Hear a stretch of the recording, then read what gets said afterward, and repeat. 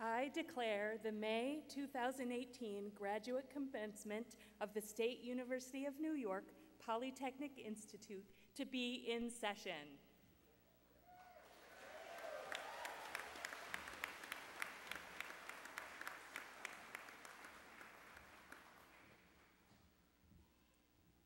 Good afternoon and welcome to this fabulous day.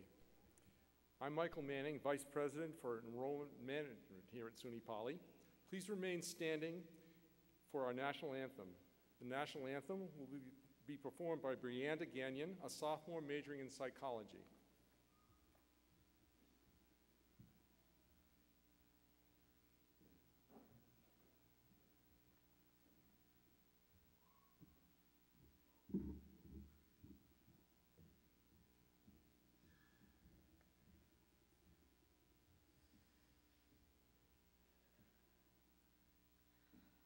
Oh, say, can you see by the dawn's early light what so proudly we hailed at the twilight's last gleaming, whose broad stripes and bright stars through the perilous fight o'er the ramparts we watched were so gallantly streaming, and the rocket's red glare, the bombs bursting in air, gave proof through the night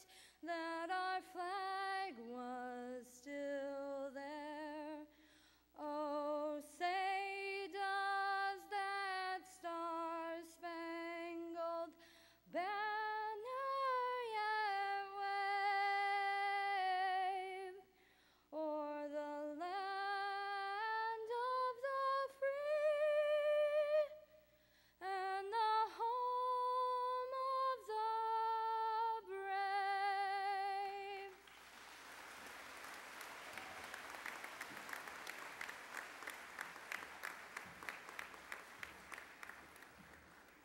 Please be seated. I ask that members of the platform parties stand and remain standing as they are introduced. Please hold your applause until all are recognized. Dr. Catherine Stam, Mace Bearer. Ms. Mary Beth Lyons, Vice President for Student Affairs. Mr. Matthew LeMay, Student Government Secretary. Mr. David Peterson, Student Representative to the College Council. Dr. Zora Tomova, Co-Chair of the Governance Council. Dr. Andrew Russell, Dean of the College of Arts and Sciences. Mr. Peter Carl, Professor, College of Business Management. Dr. Andrew Wolf, Dean of the College of Engineering. Dr. Kathleen Rourke, Dean of the College of Health Sciences. Ms. Megan Getman, Registrar. Dr. Ronald Sarner, Chair of Faculty Assembly and Distinguished Service Professor. Dr. Donald Hanson, Chair of the College Council. Dr. Shadi, Shahedipour-Sandvik, Dean of Graduate Studies and Commencement Speaker. Dr. Bhagat, President. Please be seated.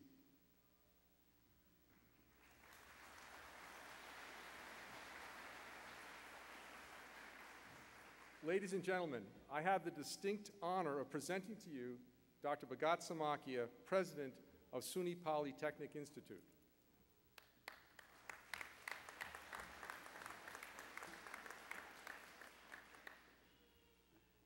Good afternoon. It's wonderful to see our graduates, our faculty and staff members here today. My name is Bhagat Samakia. I've been the interim president at Suny Poly since January of 2017. The past year and a half have been a time of change and challenges for the school, and it's encouraging for me to see a more inclusive, more open atmosphere that's emerging on campus. I'm pleased to say that the outlook for Suny Poly is once again quite positive in a number of ways. Company signs are up and employees are reporting to work on our campus at Danfoss, one of the world's leading suppliers of power electronics. Danfoss has set up a packaging operations in the Quad C complex building, and it's expected to create hundreds of jobs over the next years. We believe that this will open exciting research and career opportunities for our students once they are in operation. In our engineering school, we have received ABET accreditation for all of Suny Poly's engineering technology programs. ABET accredited the civil engineering technology, electrical engineering technology, computer engineering technology, and mechanical engineering technology programs. The mechanical engineering and nanoscale engineering programs are currently under ABET review. Suny Poly is now reaching more students than ever before through online graduate degrees with programs in accountancy, information design and technology, nursing education, and we recently announced our first fully online undergraduate program in health management, with more to come. This fall, we will add to our expanding roster of online program offerings with an advanced certificate program in forensic accounting and valuation, and a concentration in forensic accounting and valuation within our popular and consistently high-ranked Master's Accounting program. The construction of the Center for Advanced Global Manufacturing, or CGAM, located on the Utica campus, is finishing, and it will provide an advanced manufacturing center to the community for businesses and individuals to tackle projects with students or by themselves. We were proud to host the 2018 CNY Regional First Robotics Competition right here in this room. Around 2,500 high school students visited our Utica campus, along with their families, mentors, and volunteers, and they learned about the incredible opportunities that Suny Poly can offer them. Other outreach events include a mini maker fair in which artists, craft and makers, and others shared with their creative talents to encourage a culture of meaningful production in the region, as well as a drone racing tournament for drone enthusiasts. Our graduate program is poised for growth with the hiring of our first interim graduate dean and several master's degrees in the works. When first-year students moved into campus this academic year from all across the United States and more than 20 countries, they marked the largest incoming class in our institution's history. This is a testament to Suny Poly's relevant hands-on educational programs. Indeed, we are now ranked 15th among regional universities in the North by US News and World Report. Why do I mention these accomplishments today? There are really two reasons. First, we are here because of your work, you the students, our remarkable students, our talented faculty, and our dedicated staff have made these achievements possible. It takes a strong team to make all of this happen. When this year's seniors arrived on campus, we were ranked 106th on that same US News list. Your hard work in these 4 short years brought us to where we stand today at 15th. So please give yourselves a round of applause.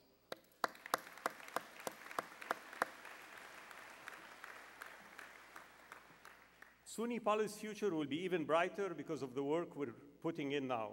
There's a path to growth with excellence ahead of us. Shared governance and a cultural shift toward transparency are an important aspect of that trajectory. Second, I would argue that just as it has been important to establish a vision for the campus and an ambitious set of goals for Suny Poly, it is vital that you, our newest graduates, do that for yourselves. As you look to the future, begin or continue your careers, and make your way in the professional world, it may be easy to get distracted and even a little lost. You may be tempted to take a job even though it's not a great fit for you. You may find that you're more focused on what looks good professionally and personally rather than what is actually good. That's where having your own vision will be important. You can commit to a set of ideals and principles that will guide you in your professional life and beyond. When I was writing this talk, I thought about coming here and telling you not to compromise, not to stray from your plan once you have it. But then I realized my own story would be radically different if I hadn't been flexible enough to take advantage of some great opportunities when they came my way early in life. When I came to the United States, my intent was to join an MD, Ph.D. program on the West Coast. On the way there, I stopped to visit my sister in Buffalo, New York, where she lived at the time. She insisted that I go and meet with faculty at the University of Buffalo while I was in town because she was interested in me staying in Buffalo and being close. I did that, and I met a man that became my advisor. He was the department chair, a very decisive guy who offered me a fellowship almost immediately. He showed me an office and made the case that the job outlook was better in mechanical engineering than biomedical engineering. And so I stayed in New York. That choice changed my entire life. Without that interview, I might not have become a mechanical engineer. I definitely wouldn't have met my wife of nearly 30 years. Odds are excellent that I would not be giving the speech today. So my advice to you is this: make a plan, have a vision, but be flexible enough to change your plan, and don't go to Buffalo on your way. Just kidding, Buffalo's a wonderful place. So that's what I did after graduation too. I was interested in academia, but I decided to go to industry first. I thought I'd stay perhaps a decade in industry before going back to academia. It ended up being about 14 years in IBM before I left to become a professor. During those years, I developed the principles that continue to guide me today. I'm going to share them with you quickly. And I encourage you to think about what would be on your own list. For me, these 5 ideals turned out to be the most important. First and foremost, be transparent. Be honest to yourself and be honest to the people you work with and you work for. Don't be afraid to volunteer to do difficult things. I wouldn't be here today if I wasn't willing to do that. Work hard, surround yourself with good people, and then when you succeed, make sure you share your success so more good people would be willing to work with you. When I talk about transparency, what I mean is this: do not hide bad news from those who need to know. Do your utmost to help a project succeed, but if it fails, and some will fail, then no amount of cover-up will turn it into a success. Acknowledging failures and bad news, whether in a lab, experiment, or in sales meeting, is a fundamental first step towards fixing them. Does this mean you only want to take on jobs that are guaranteed to succeed? No way. You grow by volunteering for difficult things and taking some risk. At IBM, I gained a reputation for my willingness to confront big challenges. My last few years were all committed to task forces to fix problems. This forces you to learn new things, to communicate better, and to work with new people, and to gain new perspectives. This is where the hard work begins. What's not working well? How will we change it? Can we think our way through it? Improve our understanding of the entire system and the people? Maybe you'll need to put in some long hours as you work through the challenges too. At that point, you'll see how vital it is that you surround yourself with good people. When you've established trust in your colleagues, your boss, and the team working for you, a big project is nothing to be scared of. You can rely on each other and know that everyone is pushing towards the same goal. Once you've reached that goal, it's time to share your success. Give credit where credit is due, and make sure that those who put in extra time and effort are rewarded and appreciated. Does this sound tough? Yes, it is. And you're not going to do this once. You're going to do it over and over throughout your career.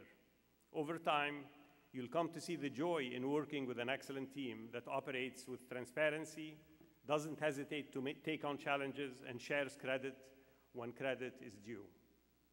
That's the experience I wish to share with each of you.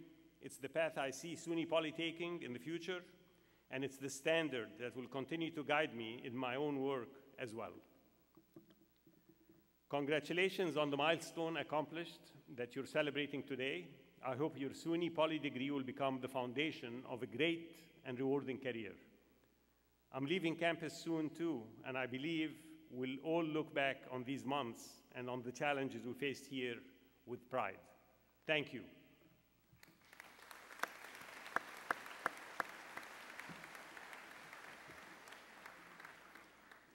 Before introducing today's speaker, I'd like to recognize a colleague, Dr. Laura Casamando, who is the college president at Utica College, and I believe she is here because her daughter is graduating today. There she is. Thank you. Thanks for being here. I should say that her daughter is graduating with a Master's of Science in Nursing Education. And now, please join me in giving today's speaker a very warm welcome, our Dean, Interim Dean of the Graduate Studies here at Suny Poly, Dr. Shadi Shahedipour-Sandvik.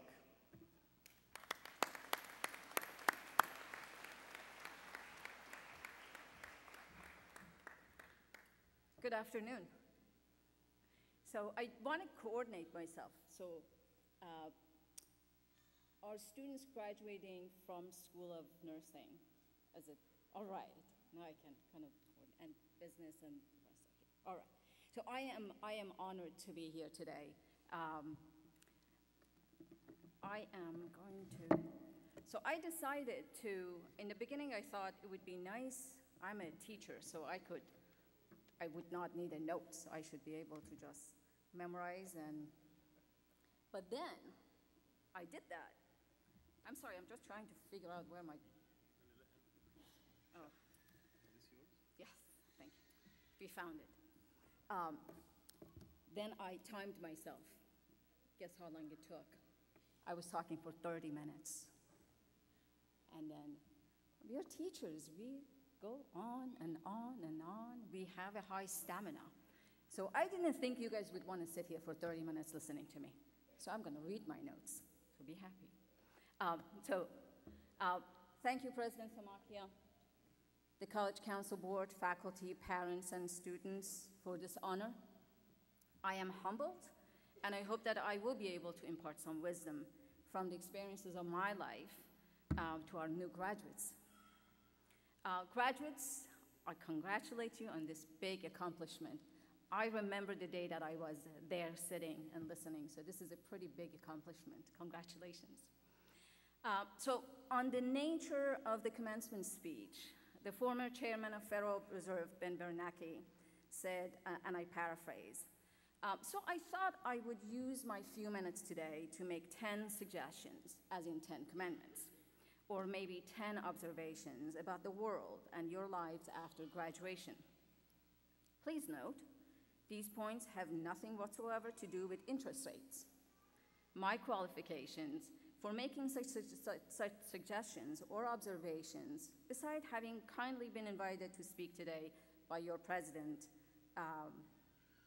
is the same as the reason that your obnoxious brother or sister got to go to bed later.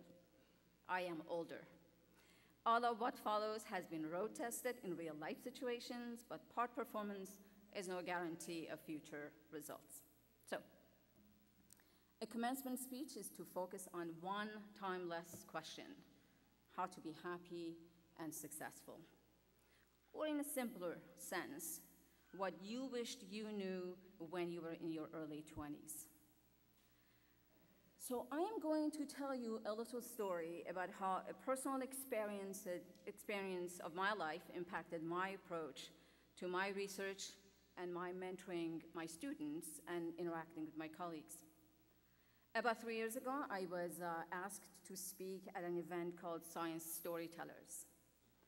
This was conducted by a group that wished to have scientists talk about the events of their life that changed their life and career in a storytelling manner so as to make a better connection with the public, but also in a sense to make scientists look more human. After a good deal of back and forth with the program director and numerous iteration, it came down to the impact that my daughter's birth had on my career. So I want to tell you that story. She was born in 2007, so she just turned 11. Okay, so we are going to take a step back. When I was in grad school, so by the way, for some of you who did not read the note, I got a Ph.D. in physics and then did my postdoc in engineering, so that as a way of background. So when I was in grad school and then a postdoc, we were continually put in positions to be independent thinkers, hardworking students, and sometimes even compete with the other members of our own team. This is not an unusual situation for many in science and engineering disciplines, especially if you plan to become an academic, given the scarcity of academic position in research-intensive institutions. The approach to research continues to be to work independently and to work hard to drive competitiveness. I began my position at Suny as a junior faculty, bringing the same research culture and work ethics with me into my new job and my new team, my research team. As a junior faculty, I would put in upward of 70, 80 hours work week, and my brain was constantly in overdrive, so there was really no downtime. I kept my team to the same high standards, expected them to do as I did. Basically, our research was our life. It was publish or perish, right? We worked through most holidays. If anyone was to take a day off, I wanted to know ahead of time so we could arrange things accordingly so that we could meet the timelines. So a few years into my appointment, I was getting ready to submit my tenure folder. Because of the body of the work that I had done during the previous years, I was fairly confident that I would be granted tenure and promotion. It was still pretty tense because as part of the process, for some of you that are not familiar with the tenure process, you get judged, you put this body of work together, and then it's sent out to external reviewers. So these people, they don't know you, they have not worked with you, and you get judged by them only based on your productivity and impact. While in such stressful time, I learned that I was pregnant with my daughter. I was overjoyed. That was wonderful news. But I can tell you, probably equally, I was absolutely terrified. I wasn't terrified because what's going to happen to my next vacation. I was terrified because just the thought of how that would impact my career. At the same time, I was the first woman in my institution to be expecting. So there was really no one else to get an advice from. So I can report that everything went well. Obviously, I'm still here, so it was all good. My daughter, Abigail, was born in 2007. The first few weeks, I sneaked into our dining room, checked my emails, corresponded with my students, and continued on working frantically on proposals and papers. I went back to work when she was 6 weeks old. Up to this point, I had managed to keep my life outside of my work separate, but I found myself talking about all the new things she did and was learning every day with my colleagues, but also with my students.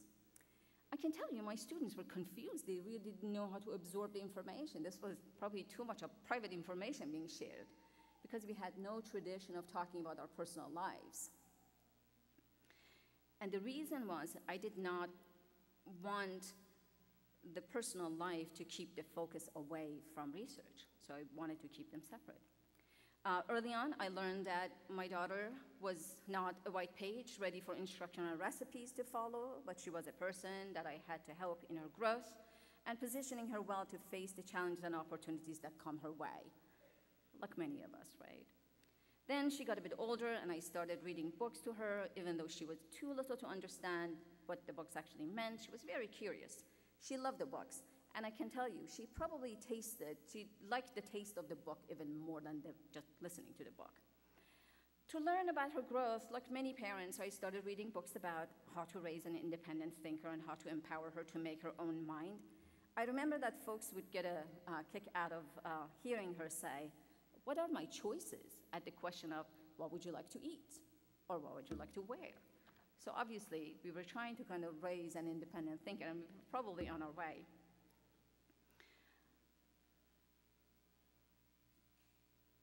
So it was really to kind of develop this internal compass that she could figure out her right and wrong without needing much help.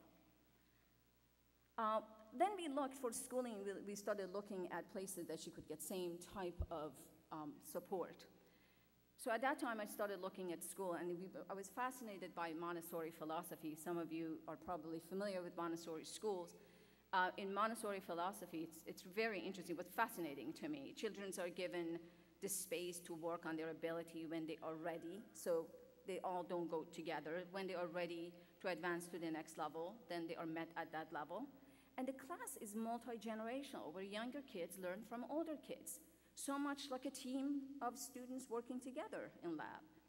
So what was so wonderfully enlightening to me was that kids were met at their level, and they were encouraged to think critically, independently, in a supportive but intellectually challenging and nurturing environment. So again, this is really the similarities between that and how education and mentoring sounded to me that needs to be.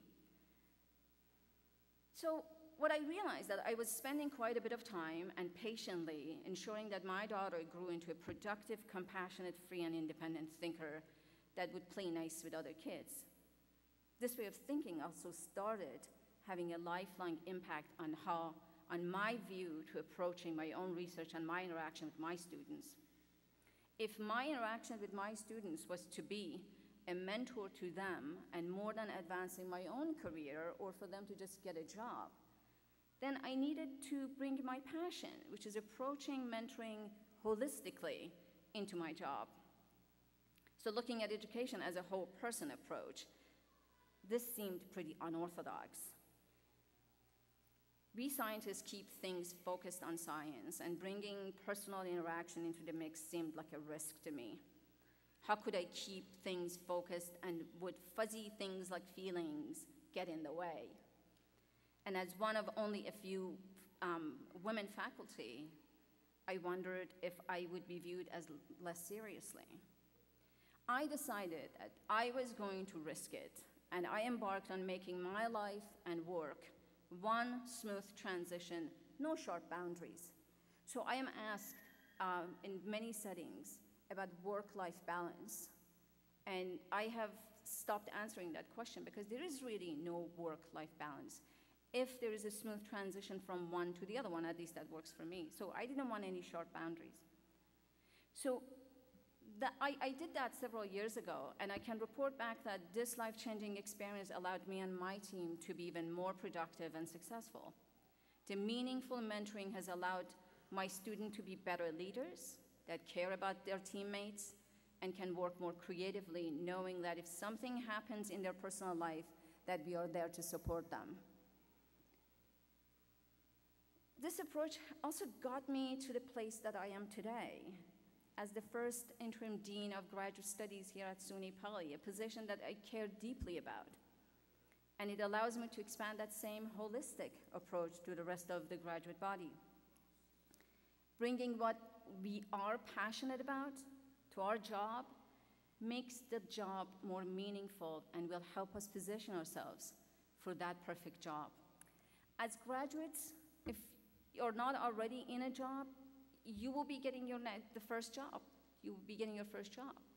And that first job may not be the perfect job, It may not be the job that you feel you're really passionate about. But don't be afraid to bring your passion to the job that you will get. You will excel when the job is meaningful to you, and it will allow others to see what you're capable of, and that may be the path to your next job. That's your true passion. A friend of mine who's a nurse practitioner, she graduated almost a decade ago. I asked her what she felt was really the high point of her job and how things had changed from what she thought her job would be when she graduated. This is what she wrote to me. Nurses are well-trained and perfectly suited to teach and empower our fellow humans to improve the outcome of their physical and emotional health. We know how to help them find their own voice. Use that skill. That's the advice that she gives, even when faced with barriers from others. We are trained in viewing patients as a whole being, body, mind, and spirit. David Brooks, who's a New York Times columnist, said in one of the commencement speeches that he gave that you don't find your passion will find you. So my advice today, based on my own experience, is bring to your job what makes the job meaningful, and that will put you on the path for your passion to find you. Congratulations, class of 2018. Go and be passionate about all you do. Thank you.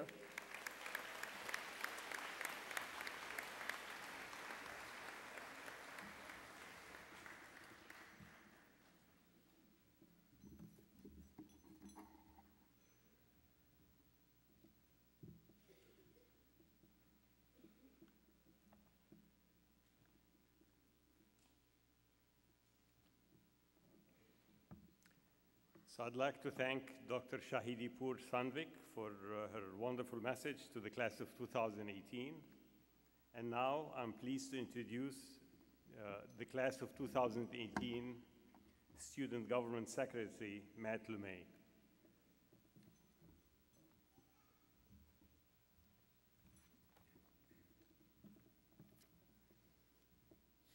Thank you, Dr. Samakia.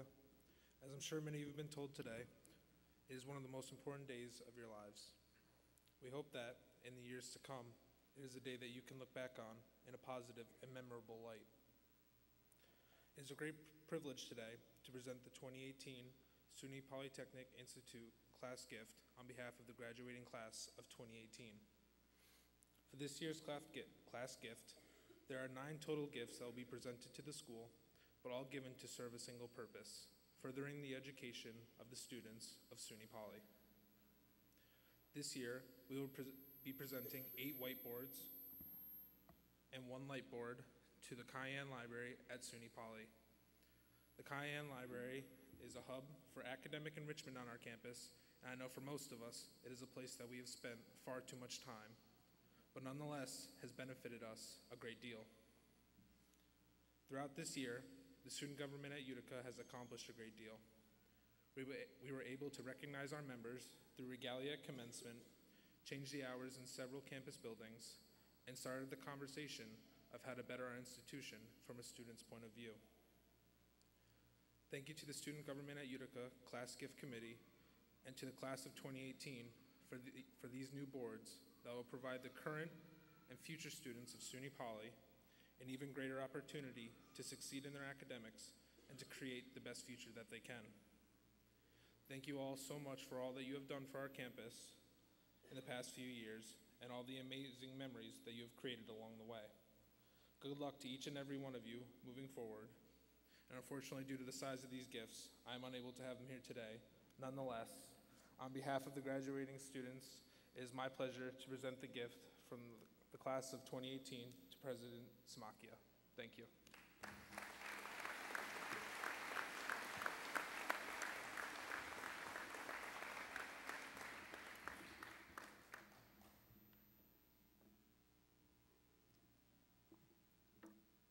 So thank you to the class of 2018 for these very generous gifts. And now it's my pleasure to introduce Mr. David Peterson, who's the student representative to the College Council.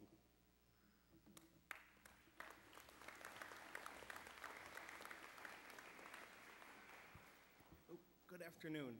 I'd like to read a speech prepared by two-year president of the student government, Samantha Stewart. I would like to congratulate our class of 2018 on the successful completion of another academic year and the end of your learning experience here at Suny Poly. You have all come so far throughout your college experience, and it is at this moment I would like to recognize you for all your accomplishments.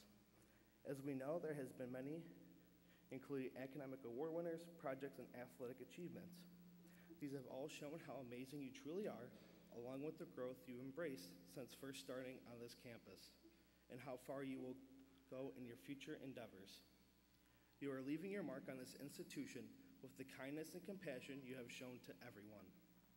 I remember as a freshman looking up to this class, not only as mentors, but leaders as well.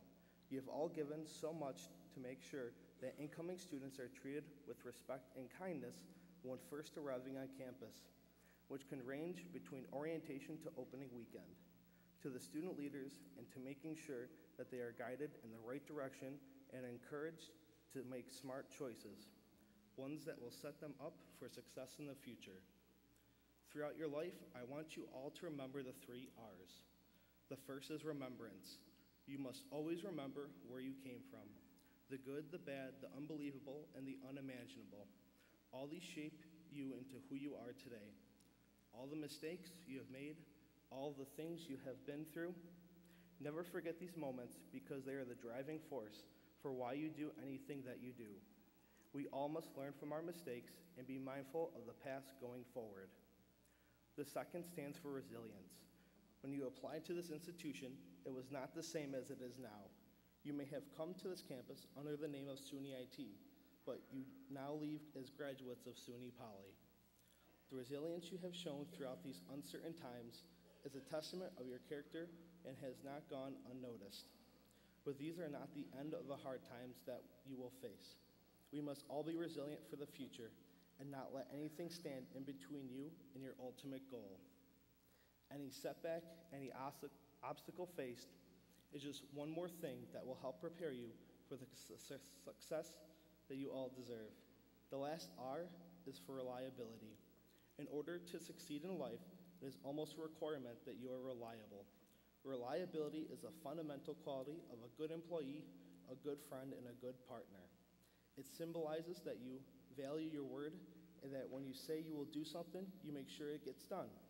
This quality will really help you carry through life, and it's one of the most important qualities that people will see in you. These 3 things are just some of the keys that you will need on the long journey towards success. The resilience to keep moving forward and never slow down, and to remember where you have been from, and the reliability to always keep your word. To quote Michael Jordan, obstacles don't have to stop you. If you run into a wall, don't turn around and give up. Figure out how to climb it, go through it, or work around it. Thank you, and congratulations to the class of 2018.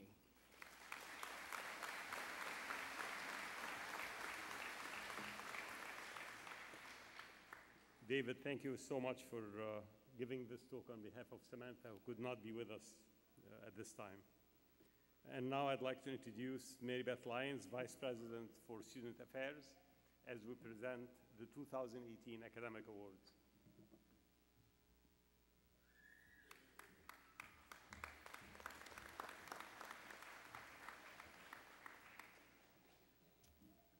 Good afternoon. This is a special opportunity for us to recognize those students who have achieved a high level of success in their academic programs. We honor our students who have been challenged and have achieved success and excellence across our academic programs.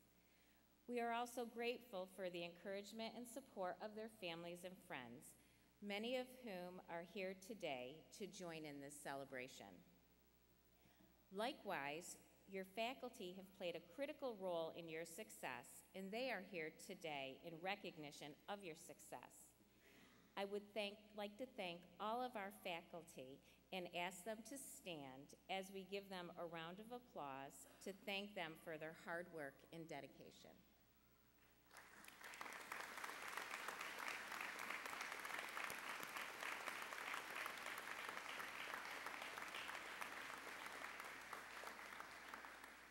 We will now begin the presentation of awards. Award recipients should come forward to the stage when their names are announced and exit to my stage right. Only recipients in attendance will be announced. We will begin with the College of Arts and Sciences, presented by Dean Dr. Andrew Russell. Information Design and Technology Program Award. This award is given to a graduate student who has demonstrated outstanding professionalism and service to the IDT program and who has set new standards for quality in developing, designing, and producing a thesis project. This year's recipient is James H. Ward.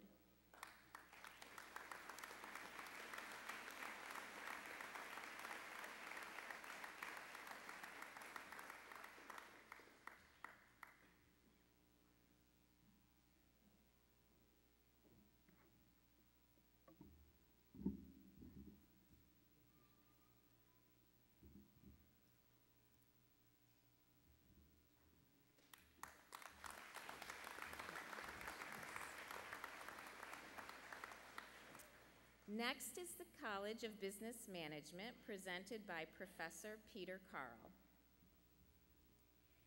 The Outstanding Graduate Student in Human Resource Management Award, given to a human resource management student based on academic achievement, drive, and determination. This year, the award is given to Lance R. Frazier.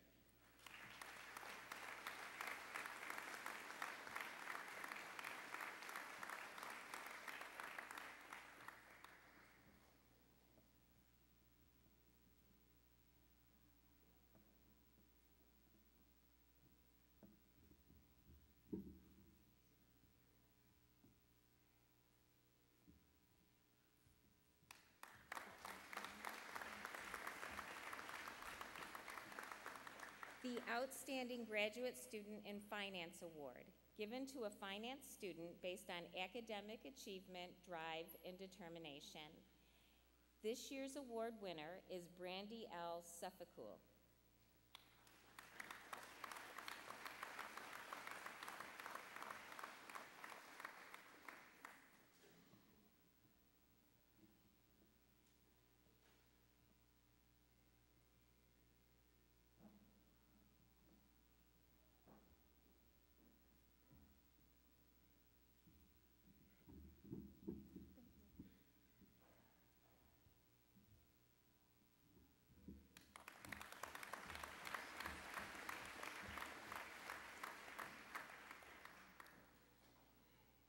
The Outstanding MBA Student in Technology Management Award, given to the most outstanding student graduating from the MBA program based on academic performance, leadership, professionalism, and potential in business.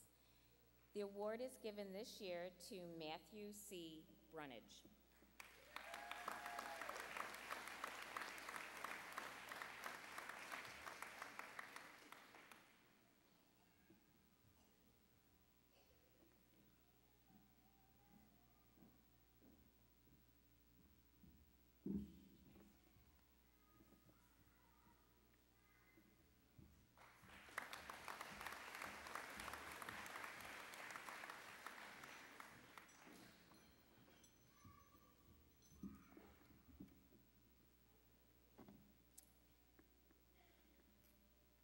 The next award will be the College of Health Sciences Award and will be presented by Dean Dr. Kathleen Rourke.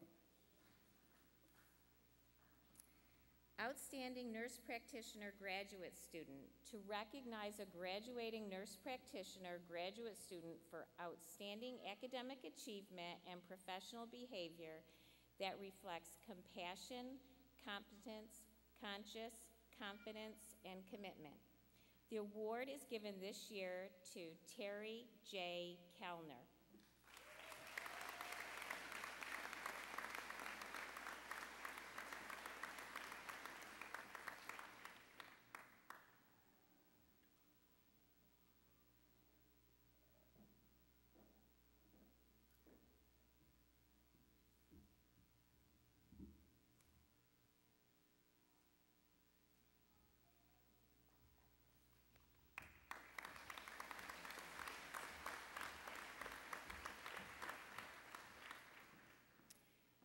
the Melissa Sayville Culver Memorial Scholarship. Melissa, a SUNY Poly alumnus of the Nurse Practitioner Program, was an incredible mother of two and a devoted daughter and sister who exemplified the caring spirit and intelligence of an advanced nurse practitioner. This award is given to a graduating student of the Nurse Practitioner Program who demonstrates hard work and commitment to SUNY Poly and the community. This year's recipient is Kristen N. Nessig.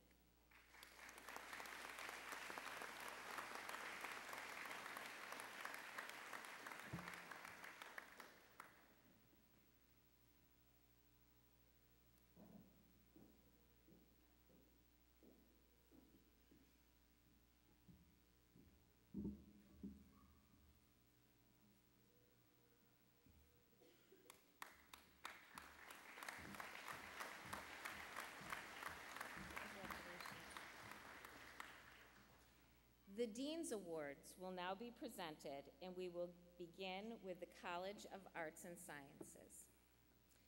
This award is presented by Dr. Andrew Russell to the student who exemplifies academic accomplishment and intellectual curiosity. This year's recipient is David Delachase.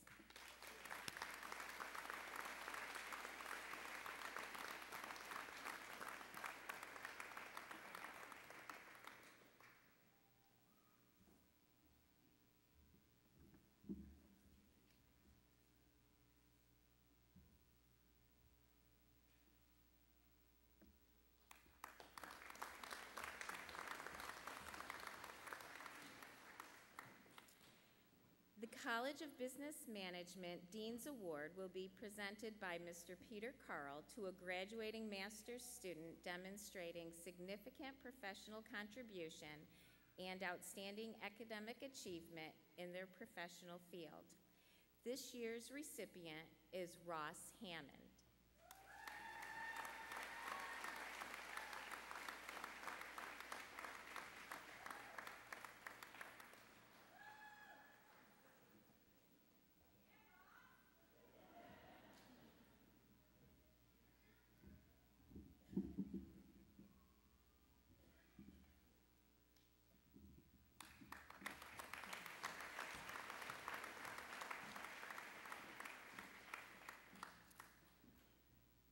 The College of Health Sciences Dean's Award will be presented by Dr. Kathleen Rourke to a graduating master's student demonstrating significant professional contribution and outstanding academic achievement in their professional field.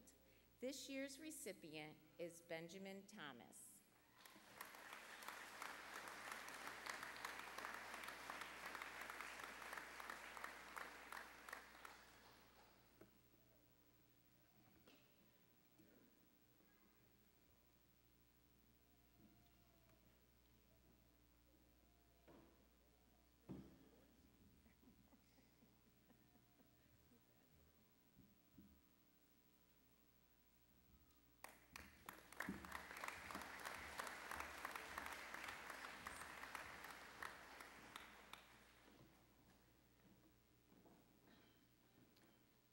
Dr. Samakia, could you please join me?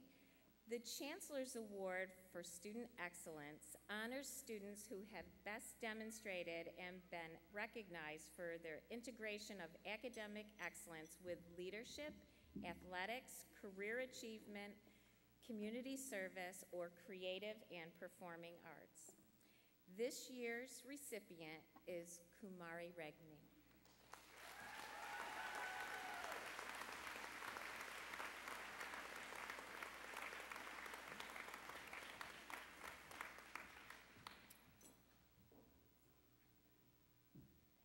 After spending 17 years in a refugee camp, Kumari entered the United States in 2009. She is a first-generation student, resident nurse, and has completed her master's in family nurse practitioner. She organizes events that includes blood drives, ESL citizen classes, and cancer awareness. She has received the Ellen P. Core Award, the 2017 American Red Cross Hero Award, and the Star Student Award for On Point for College. In addition, Kumari is on the board of directors for Thea Bowman House here in Utica, providing care to some of the community's most vulnerable children and youth. Congratulations, Kumari.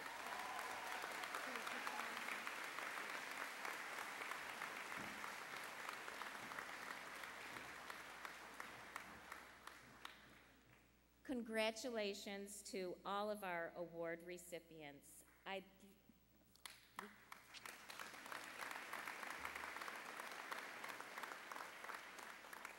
like to welcome Dr. Manning back to the stage as we prepare for the hooding and conferring of degrees.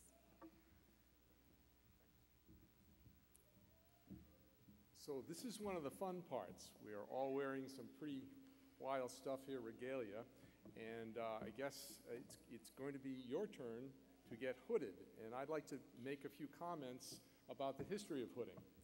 Academic dress retains an extremely long tradition and dates back not only to the colonial days into Europe, but to the philosophers as well. Each gown, the bachelor's, master's, and doctoral, is differently designed.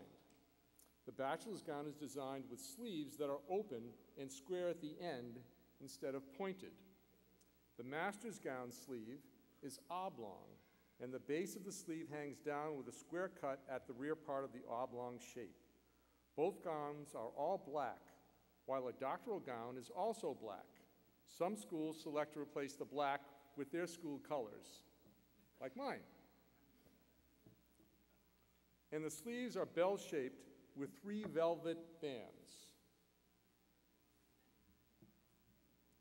These bands are either black or dark blue for a Ph.D., or can be trimmed in a color to designate the field of study.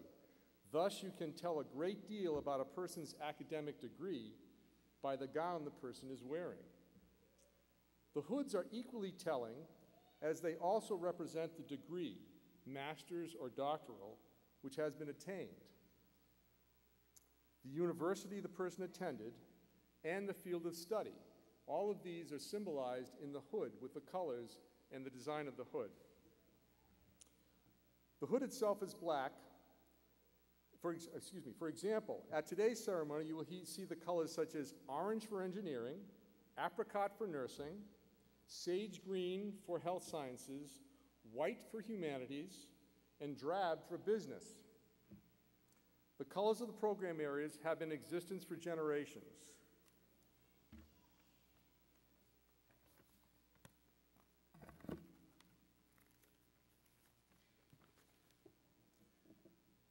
And a hooding ceremony is a special recognition for a PhD and a master's degree candidates in which a faculty member, usually from the student's respective program, places a hood over the head of the graduate, signifying his or her success in completing the graduate program. The last piece of information you should know is about the adornments, such as medals and medallions. You will see the president wearing medallions that are symbolic of his position as the chief executive officer of the institution. He is to open the institution and open graduations with these medallions. Your faculty may also wear medals, medallions, and honor cords that represent their academic achievements. Graduates, you have attained a significant achievement in your field of study, and your academic hood tells a part of the story.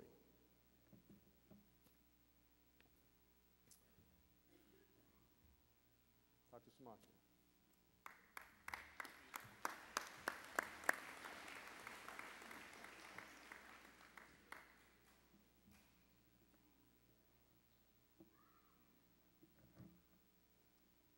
Thank you, Mike.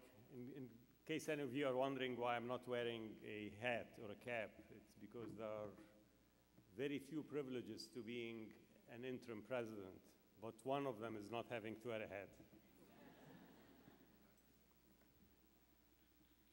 So now comes the exciting moment. Candidates for degrees, the moment for which you've labored so long and awaited with anticipation is at hand. I would like to ask Chair of our Faculty Assembly and Distinguished Service Professor, Dr. Ronald Sarner, to assist in the hooding, conferral, and presentation of degrees. I will as soon as I lower the lectern here a little bit.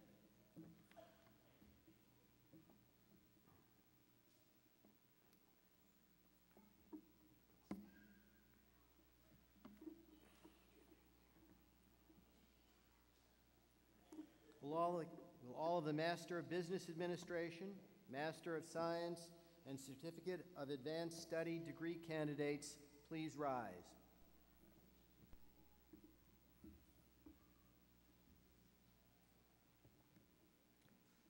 Mr. President, these candidates have satisfied, subject to verification, the requirements for their respective degrees.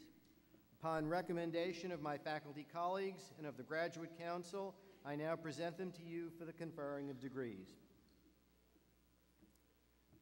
Upon the recommendation of the faculty and the Graduate Council, and by virtue of the authority vested in me by the College Council, the Board of Trustees of the State University of New York, and by the Board of Regents of the University of the State of New York, I confer upon those of you who are found qualified the degree of Masters of Business Administration, the degree of Master of Science, and the Certificate of Advanced Study with all the rights, privileges, and responsibilities pertaining thereto. Congratulations.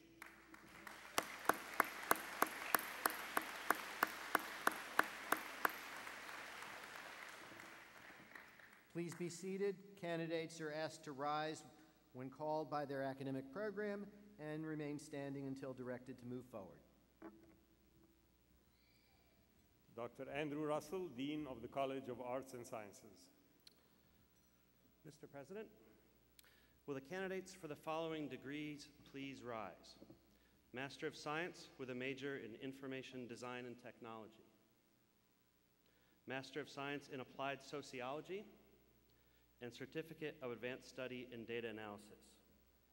Candidates, please move forward to receive your degrees.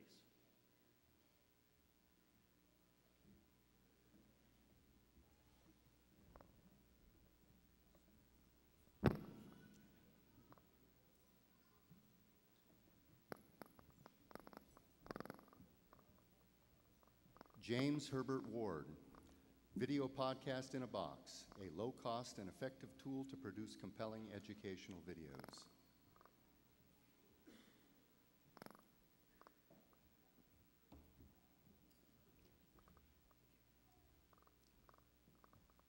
Kenneth Mark Crosby, Social Constructivist Learning in an Online Andragogical Environment. John Freiberger, The Dynamics of Information Graphics, Transforming Tabular Data into an Interactive Story.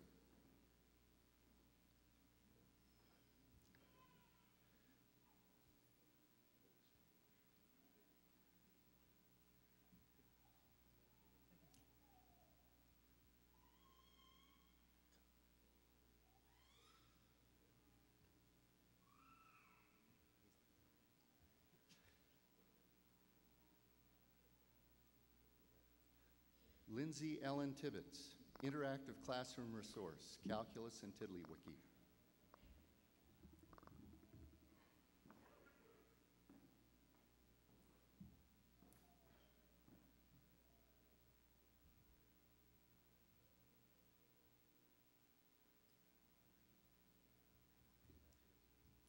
David M. Delachase, Comics Go to War, Comic Books as American Propaganda During World War II.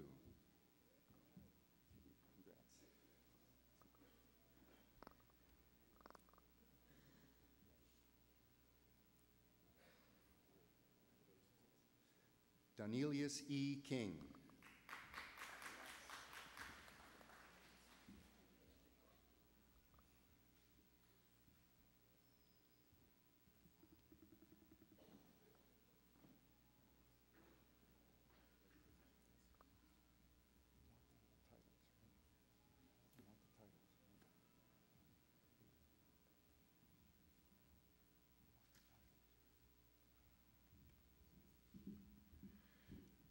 Mr. President, will the candidates for the following degree please rise? Master of Business Administration with a major in Technology Management, Masters of Science with a major in Accountancy. Candidates, please move forward to receive your degree.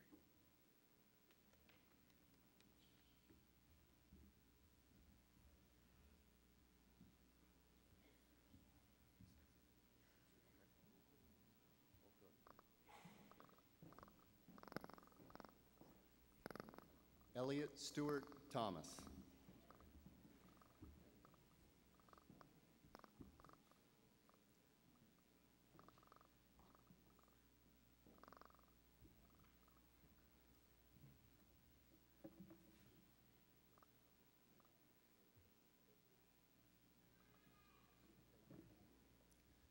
Nadia Ibrahim.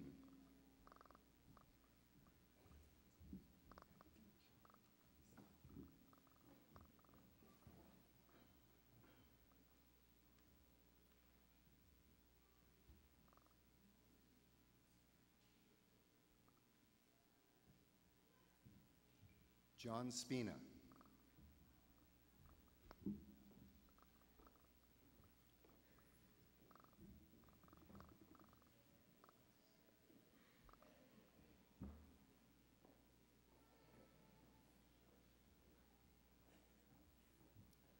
Suli Jazarbegovic.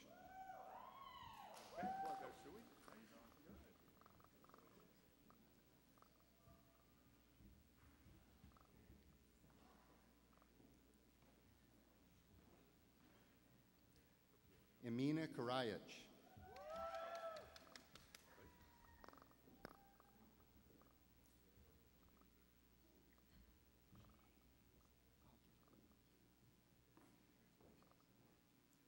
Ozra Yosarbegovic.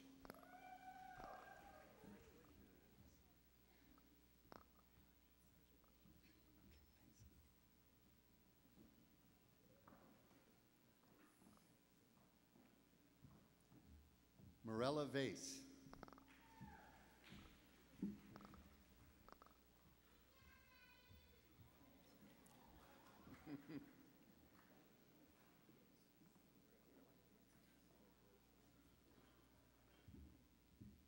Chad Dennis Sheridan.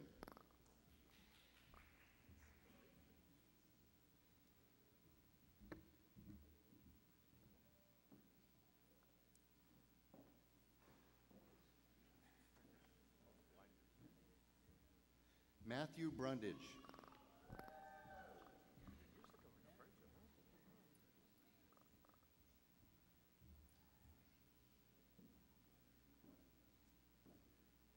Stephen Prano.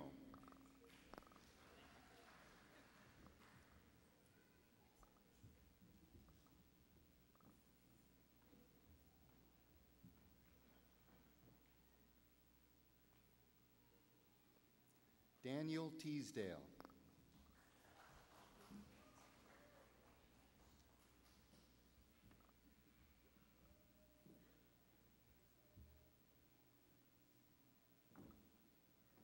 Victor Shiano.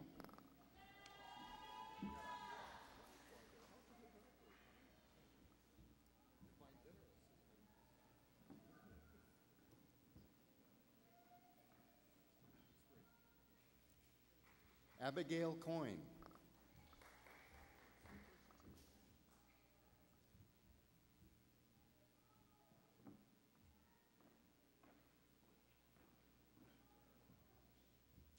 Lance Frazier.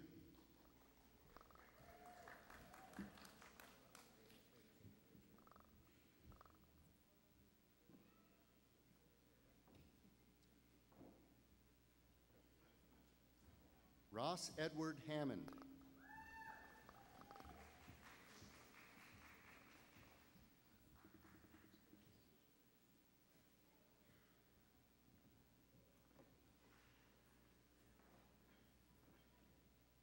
Brandy Sufakul.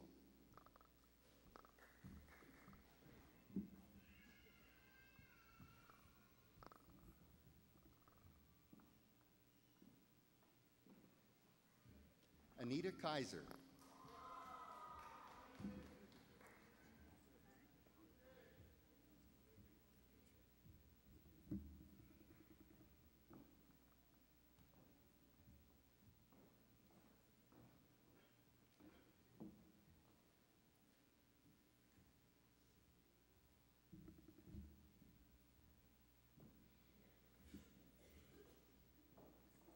Mr. President, will the candidates for the following degrees please rise? Master of Science with a major in Computer and Information Science, Master of Science with a major in Network and Computer Security, Master of Science with a major in Telecommunications. Candidates, please move forward to receive your degrees.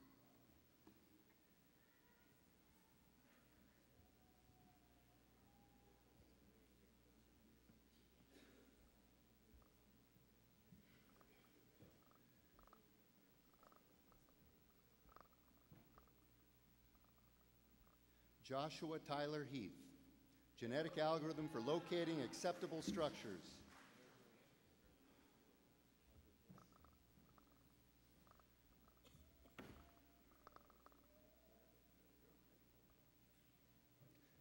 Joshua Rayner, real-time reflection and refraction via cone-traced A buffer.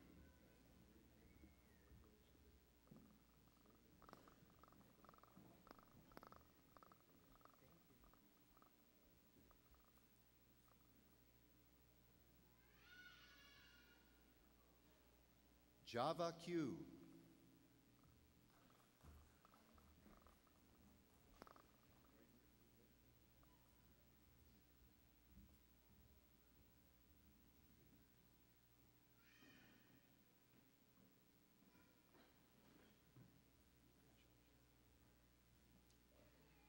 Justine Imundo, data analytics processing, techniques for nutritional data associations and diseases.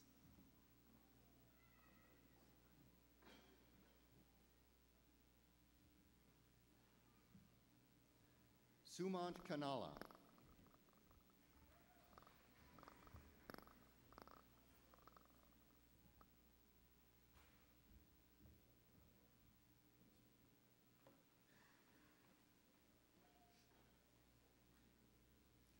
Sasikran Devi, motion detection.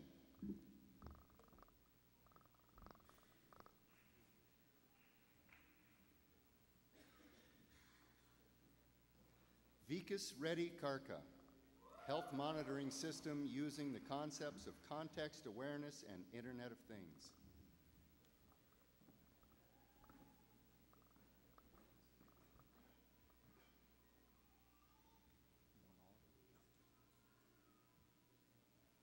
Anurag Reddy,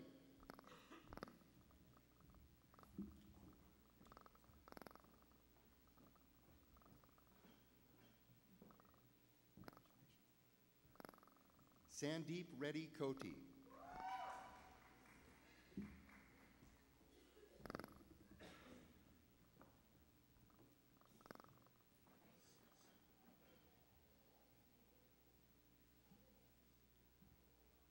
Jyoti Ganda Domaine, online game application.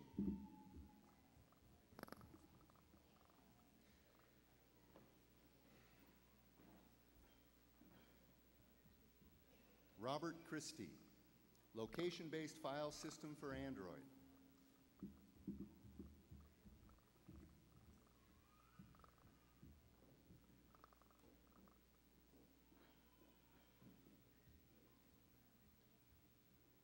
Matthew John Preisendorfer, social media emoji analysis, correlations, and trust modeling.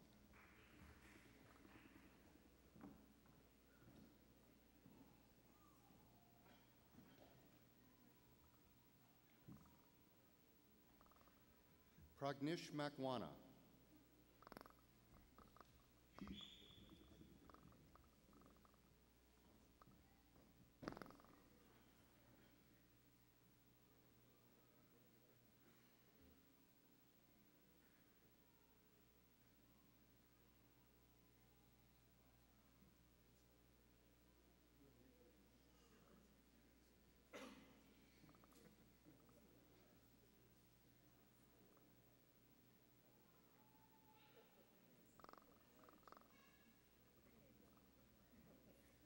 Motahar Ali, a study of Internet of Things and security.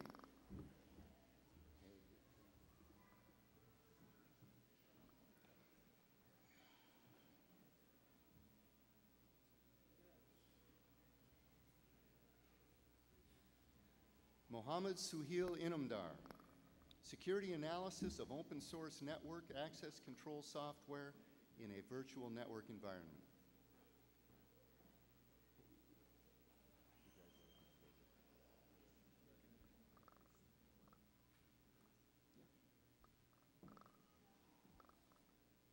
Tejaswi Reddy Kondur, finding malicious applications in Facebook.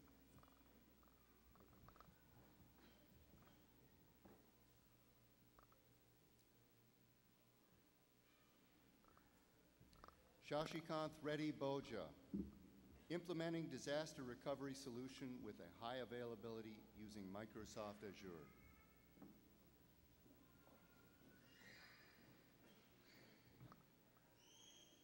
Chaitanya Prabhat Carey, data center technologies.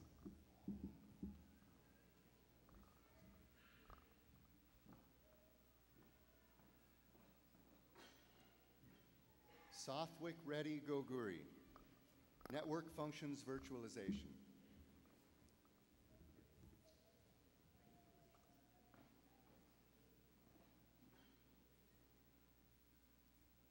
Sai Teja Madana, CA SiteMinder, single sign-on.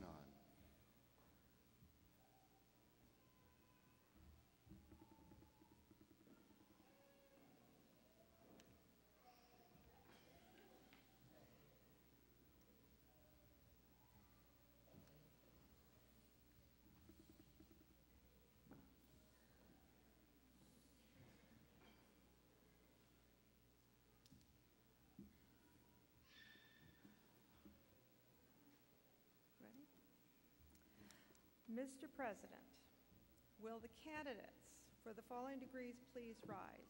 Master of Science with a major in Family Nurse Practitioner. You didn't rise before though, guys.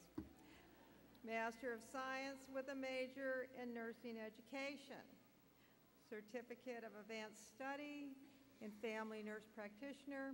Certificate Advanced Study in Nursing Education. Candidates, please move forward to receive your degrees. Come on. Oh, we got somebody on crutches. Not so long ago was me.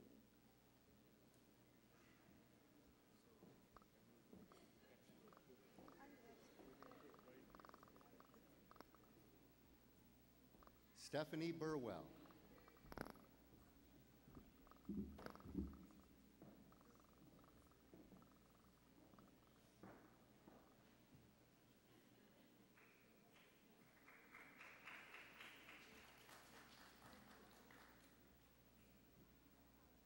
Lori Lynn Capola.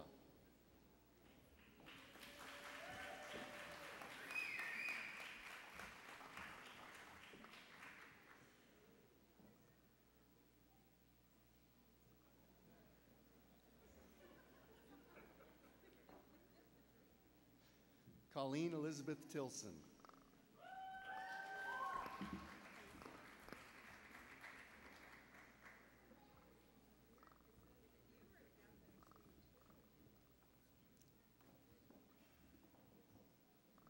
Maggie Tolles.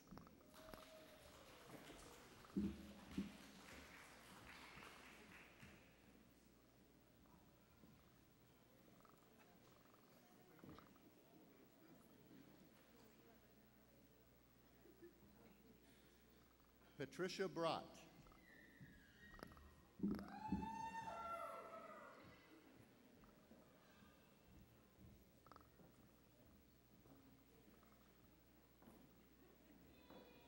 Jamie Stallman.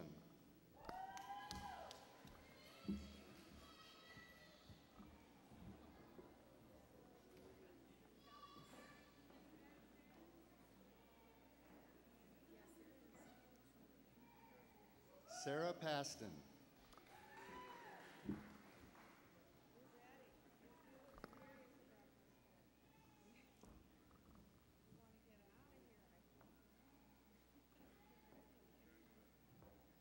Shelley Mae Bacon.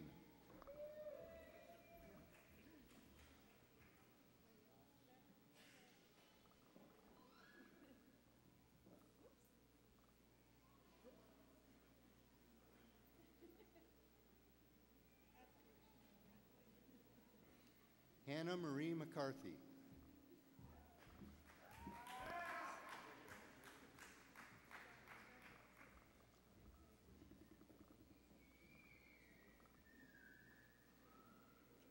Emily A. Weston.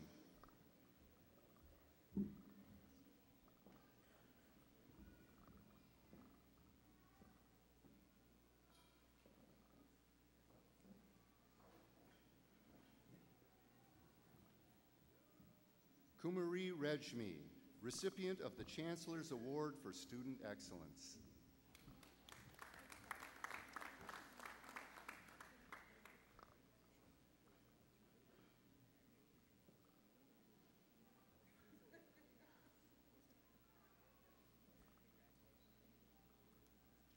Basmati Lali Salik.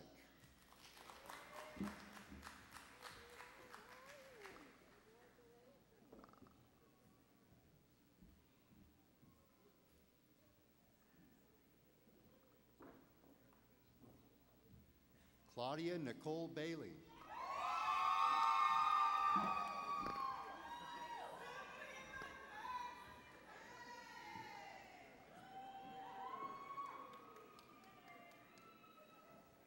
Onama Tanner Collins.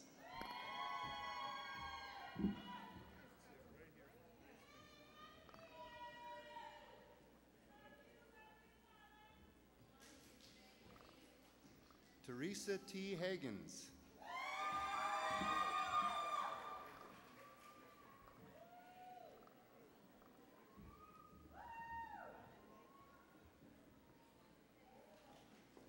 Janet M. Oliver.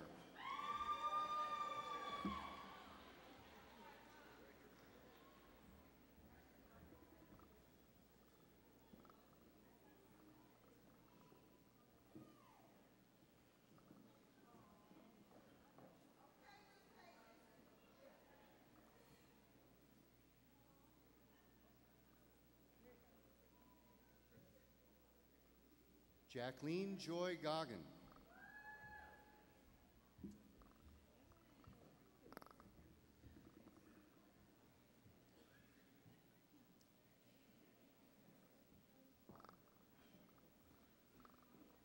Kayla Bellinger.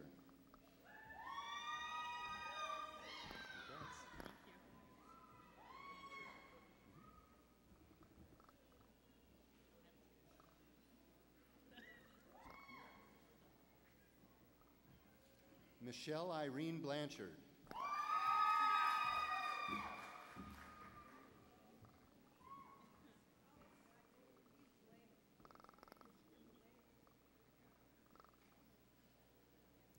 Rosa Karabanov.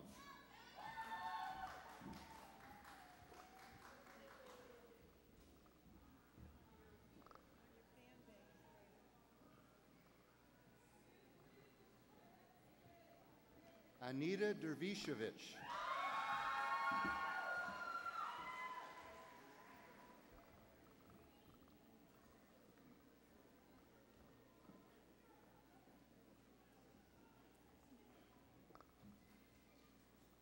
Shannon Lynn Haggerty.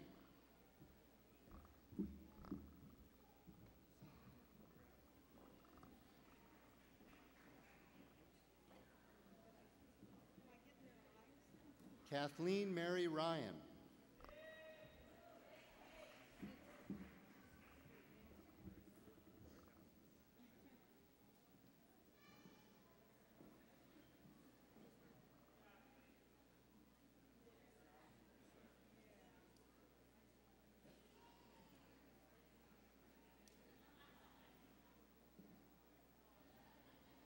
Diane P. Clute.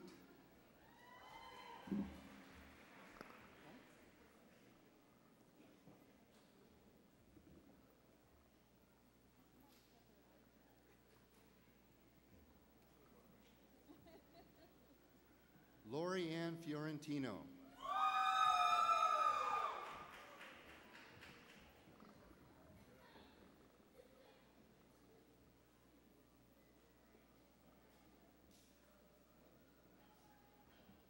Kristen Essig.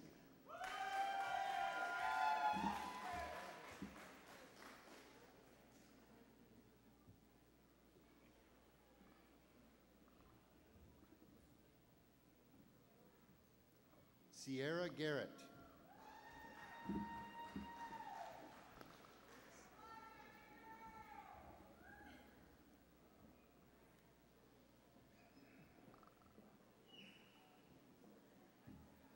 Amber Staffa.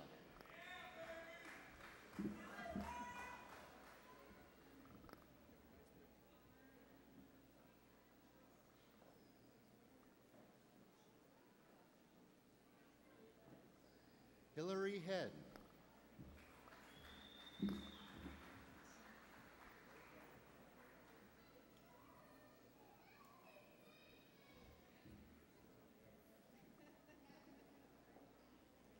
Jenny Kane.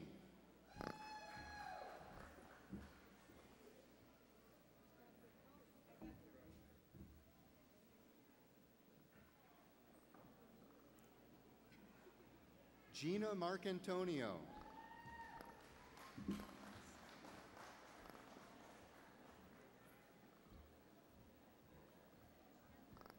Nicole Schreck.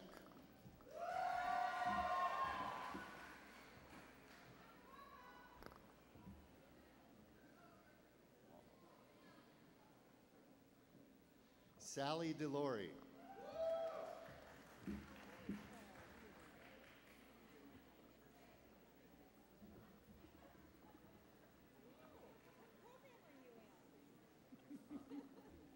Jocelyn Capozzo.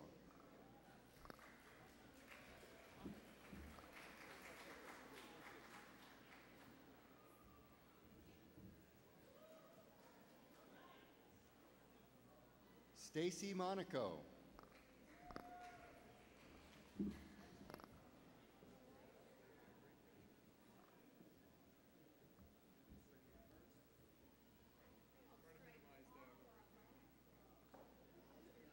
Crystal B. Sipley.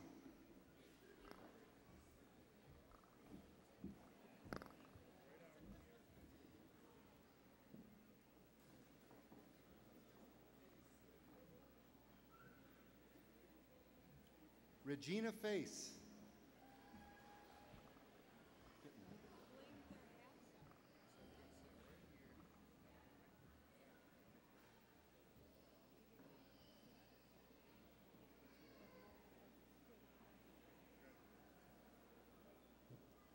Karen A. Bedell.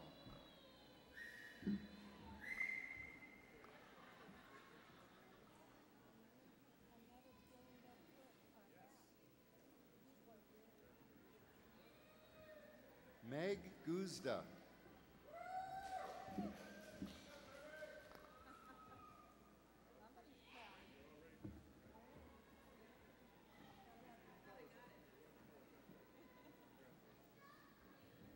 Kristen D. Selly.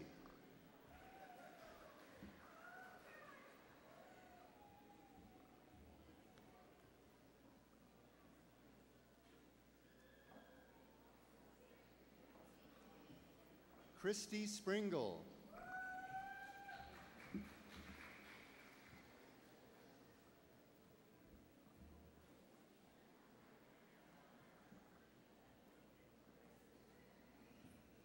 Andrea Lynn Paroli.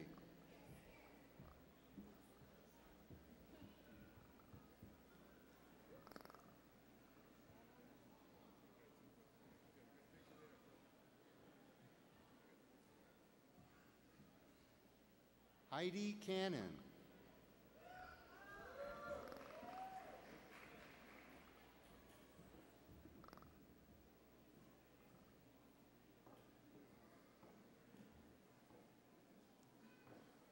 Terry Callner.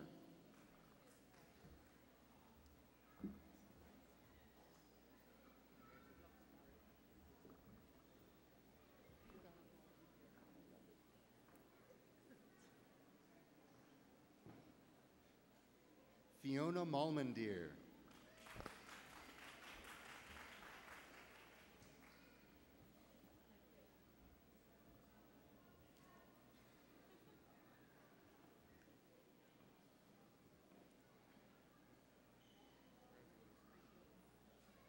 Crystal M. Pound.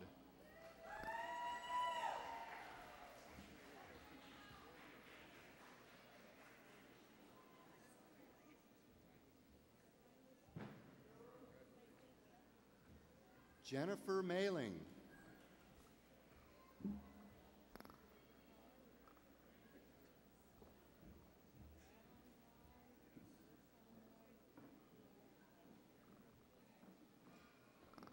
Jason Christopher Mattice.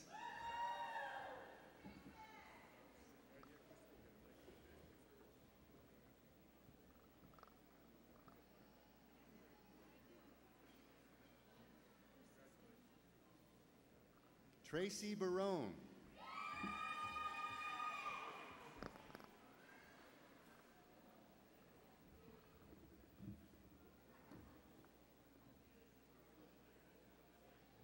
Nadine Favara.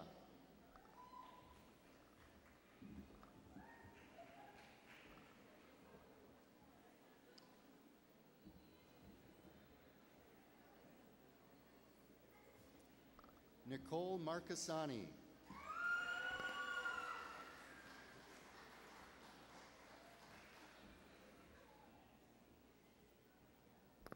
Benjamin B. Thomas.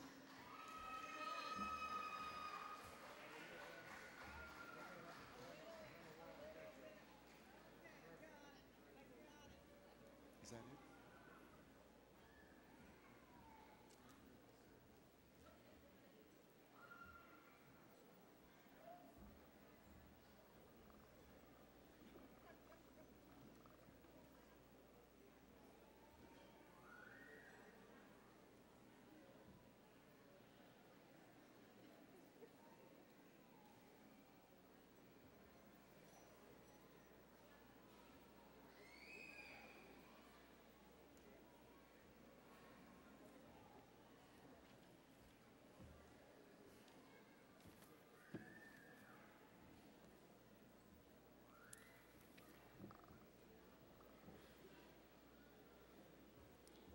Well, that was quite an interlude, and all of you have been hooded and welcomed into the academic community. At the conclusion of the ceremony, you are cordially invited to a reception in the lobby of the Student Center. Congratulations to you all and to your families. Thank you.